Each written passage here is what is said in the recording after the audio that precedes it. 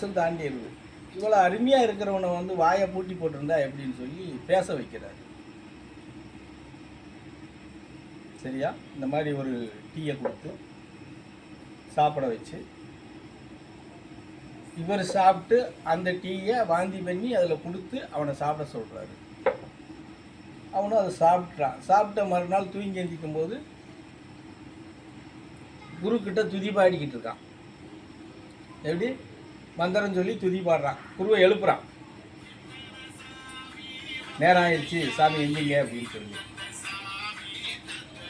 அப்போ எந்திரிச்சு பார்க்குறாரு. ரைட், பையன் சரி வந்துட்டா அப்படின்னு சொல்லி. அதுக்கப்புறம் அவனுக்கு செவி வழி மந்திரம், ஞான உபதேசம், எல்லா அறிவுரையும் கொடுக்குறாரு. பேச வச்சாச்சு இல்லையா? அவனும் எல்லாம் இன்னும் வேகமாக கற்றுக்குறான். கற்றுக்கிட்டு ஒரு நாள் 2 பேர் இப்படி உட்காந்து ஒரு ஏதோ அன்னை பராசக்தியை பற்றி ஒரு உபதேசம் கொடுத்துக்கிட்டு இருக்கிறாரு. அப்போது இவன் அப்படின்னு இப்படி தட்டுறான். அவர் எதிர உட்காந்து உபதேசம் கொடுக்குறாரு. அப்படியே முறைச்சி பார்க்காரு. நான் என்ன பண்ணிக்கிட்டு இருக்கேன், நீ என்ன பண்ணிக்கிட்டு இருக்க? இல்லை குருவே, அது திருச்சி என்ன கோயில்? இல்லைப்பா, ஸ்ரீரங்கம்.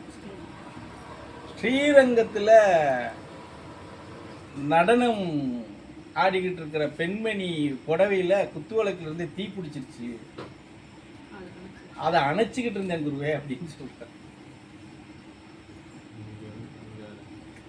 இங்கே இருக்கிறது எங்கே இருக்காங்க? ஸ்ரீகுண்டம் எங்கே இருக்குது? இங்கே எங்கே இருக்குது இது? ஓ சரி. அப்போ அப்படி பார்க்குறேன். பார்த்துட்டு சரி, இவனுக்கு வந்து அடுத்த ஃபைனல் பரீட்சை வைக்கணும் அப்படின்னு முடிவுக்கு வந்துடுறாரு.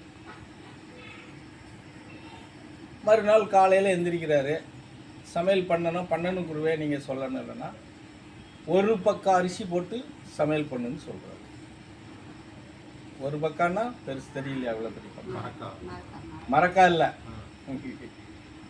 அந்த 5 பக்கம் சேர்ந்தது தான் மரக்கா. 5 படி சேர்ந்தா தான் மரக்கா. ஒரு படி. அது படிங்கிறது இங்கிலீஷ் வார்த்தை, பக்காங்கிறது தமிழ் வார்த்தை. சரியா? இன்னும் சொல்ல போனால் அதுக்கு பேர் நாளின்னு பேர். புரியுதா? நாளின்னு பேர். டாலியை மறந்து பக்காவை மறந்து படியில் வந்து இப்போ கிலோவில் நிற்கிறோம்.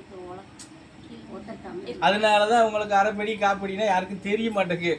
சின்ன உலக்கா சின்னதாக இருக்கிறதா பெருசாக இருக்கிறதான்னு கேட்டுக்கிட்டு இருக்கீங்க. புரியுதா? அதே மாதிரி அவர் செய்கிறாரு. ஒரு பக்கங்கிறது குறைஞ்சது பார்த்தா நல்லா சாப்பிட்றவங்க 6 பேர் சாப்பிட்லாம். ஹெவியாக சாப்பிட்றவங்க 6 பேர் சாப்பிட்லாம்.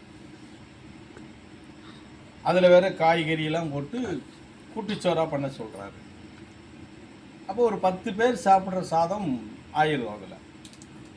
அப்போ ஒரு 9 மணிக்கு மேலே எல்லாம் இலையை விரித்து போட்டு அதில் தட்ட சொல்கிறாங்க. இவன் இலையில தான் ஐயா சாப்பிடுவாங்கன்னு ரெடி ஆகுறான். இலையில போடாத அப்படின்றாரு. மண் பாத்திரம், வட்ட பாத்திரம், ஒரு பாத்திரம். அது வந்து அவர் குளிக்கிறதுக்கு வெந்நி காய வைக்கிற பாத்திரம். மண் பாத்திரம், வட்ட பாத்திரம், அண்டா மாதிரிலாம் இருக்கும் முன்னாடி. அதெல்லாம் நீங்கள் பார்த்துருப்பீங்களா என்னன்னு எனக்கு தெரியல. சரியா? அதில் போட சொல்கிறாரு சாப்பாட்டை. மொத்த சாப்பாட்டும் அதில் கொட்டு அப்படிங்கிறாரு. ஒரு மொத்த சாதமும் அதில் கொட்டின உடனே முன்னாடி எடுத்து வச்சு அவன் பக்கத்தில் அந்த ஓலை, நம்ம பனை ஓலையில் தான் அப்போ விசிறி இல்லையா அந்த காலத்துலேருந்து, அது பக்கத்தில் நின்று வீசிக்கிட்டே இருக்கிறான். அவர் எடுத்து எல்லாம் சாப்பிட்றாரு. எல்லாமே சாப்பிட்றாரு. சாப்பிட்டு முடித்த உடனே திருப்பி என்ன பண்ணுறாரு? சாப்பிட்டது அப்படியே அந்த பாத்திரத்தில் மொத்தமாக அப்படியே வாந்தி பண்ணுறாரு. வாந்தி பண்ணி இவன் அப்படியே பார்க்குறான். என்ன குருநாதர் சாப்பிட்டதெல்லாம் அப்படி வெளியே கொண்டு வர்றாரு, நம்ம செஞ்சது சரியில்லையோன்னு பதறான். நம்ம செஞ்ச முறை தப்பாயிருச்சோ என்னமோ, அதனால் ரிவர்ஸ் பண்ணுறாரு அப்படின்னு சொல்லி வெளியே கொண்டு வர்றாருன்னு பயப்படுறான். எல்லாம் முடிஞ்ச உடனே தண்ணி எடுத்து வாயெல்லாம் கழுவி பறி கொடுத்த உடனே இதை எடுத்து இதான் இதை பிடி அப்படின்றாரு. இது மனிதன் கால்படாத இடத்துல நீ கொட்டிட்டு வந்துடு அப்படின்னு சொல்லிடுறாரு. இவன் வந்து அதுக்கு எந்த மறுப்புமே சொல்ல மாட்டாங்க. சரிங்க குருவே அப்படின்னு சொல்லி எடுத்துட்டு போய் அவன் குடிலுக்கு பின்னாடி உட்காந்து இவன் எல்லாம் எடுத்து அப்படியே சாப்பிட்றான். சாப்பிட்டு க்ளீன் பண்ணிட்டு வந்து வைக்கிறேன். என்ன பண்ண? கொட்டிட்டேன் ஐயா அப்படின்னு சொல்கிறான். எங்கே கொட்டினேன்னு கேட்குறாரு. இங்கே கொட்டினேன் அப்படின்னு சொல்கிறான். ரைட். அப்போ இவன் சரியான தனக்கு நிகராக உருவாயிட்டான் அப்படின்னு முடிவெடுக்கிறார். எப்படி? தனக்கு நிகராக இவன் உருவாயிட்டான் அப்படின்னு முடிவு பண்ணி அதிலிருந்து 3வது நாள் அவரை சிதம்பரத்துக்கு அனுப்புகிறார். அவர் அழுகிறாரு. என்னையா என்னை இப்படி குருவே நீ இப்படி அனுப்புகிறீங்களே அப்படின்னா 2 மதம் முடிச்ச ஆணை ஒரு இடத்துல இருக்கக்கூடாது. எப்படி?